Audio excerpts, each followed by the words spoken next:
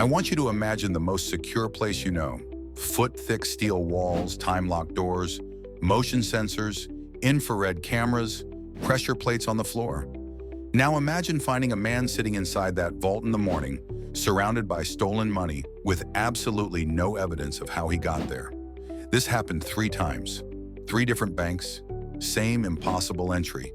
And after 15 years investigating the unexplainable, I still get chills thinking about Harold Decker and what he accomplished.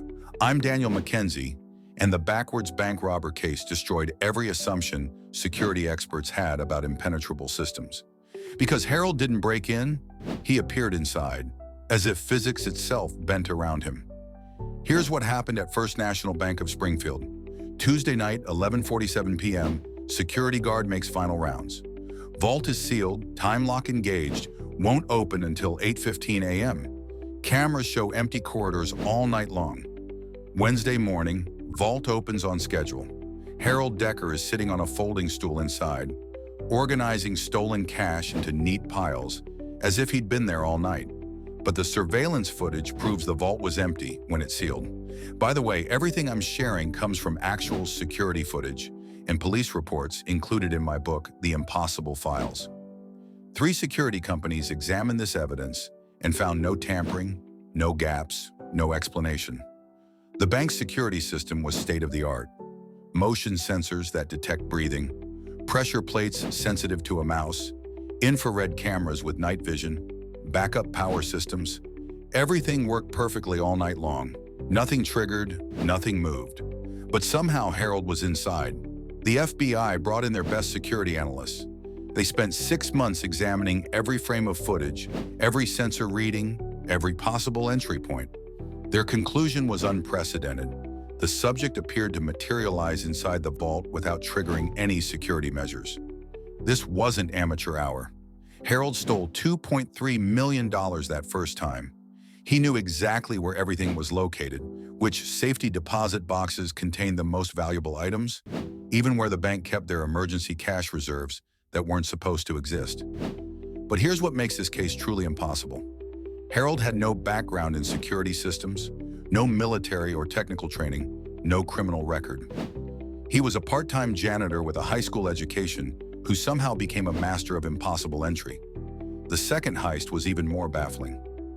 Midwest Trust Bank installed additional sensors after hearing about Springfield, triple redundant motion detection, seismic monitors in the walls, even radioactive isotope markers to detect human presence.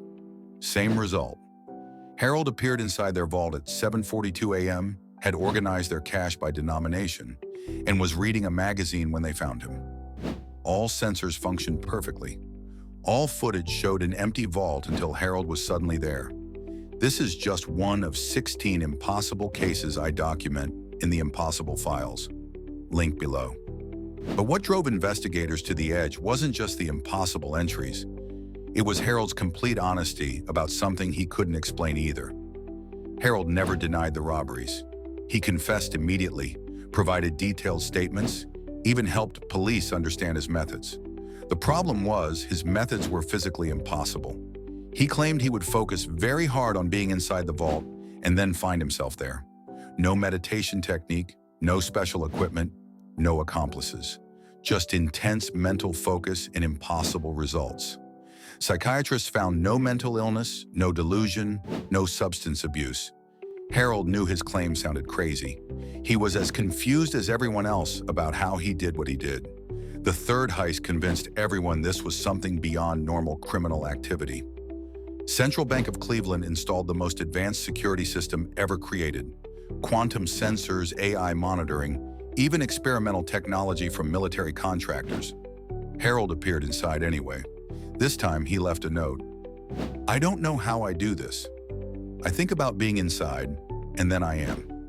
I'm sorry for the trouble." The note was handwritten. Analysis confirmed it was Harold's writing, but the ink was still wet when they found it. The security footage showed the vault empty 30 seconds before they opened it.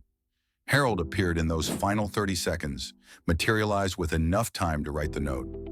Physics professors are studying this case because it appears to violate fundamental laws about matter, space, and time. The security footage exists, the evidence is undeniable, but the explanation remains impossible.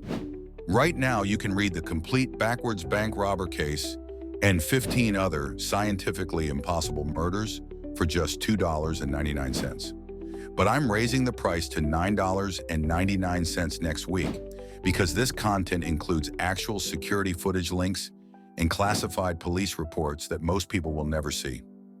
Harold Decker served 8 years in prison for the robberies, but he never learned how he committed them. Prison psychologists studied him extensively, hoping to understand his ability. They found nothing unusual except an unusually strong capacity for visualization and focus. The banks eventually gave up trying to prevent Harold's methods because they couldn't identify what his methods actually were. How do you secure against someone who doesn't break in but simply appears inside? Get the Impossible Files now for $2.99 while this price lasts.